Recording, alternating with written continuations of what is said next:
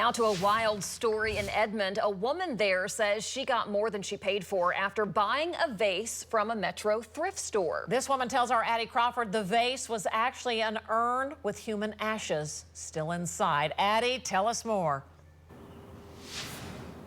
Robin, Lacey, you can just imagine the shock. That woman actually posted on social media hoping to return the ashes back to where they belong. Avi Turner works with bodies every day, but she never imagined stumbling across remains.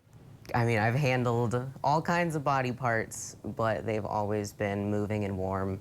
After bringing this home, she looked inside. It's crazy. I was not expecting it. Discovering the vase she bought for $6 was actually an urn. Feels like there's a guy sitting next to me. But Avi knew these weren't just ashes. It was a person who was loved. I'm sure he did never expect to find himself in this situation either. Through the power of Facebook, Avi was able to connect with the urn's owner hundreds of miles away.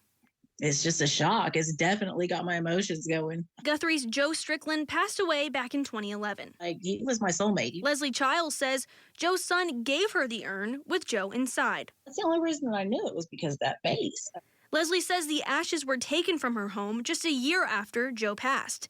She hasn't seen them in 11 years. It's not something I didn't think about every day. Now, from a thrift store shelf back into Leslie's loving home.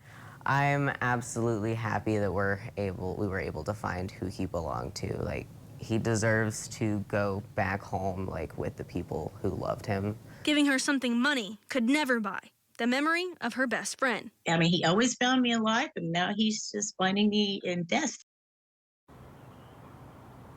Over the past decade since Joe passed, Leslie has moved from Guthrie, Oklahoma to now Missouri. And within the next few weeks, a mutual friend is going to pick up the urn from Edmond, make the trip up to Missouri, and bring the urn back to where it belongs. With Leslie, I'm Addie Crawford for Oklahoma's Own News 9.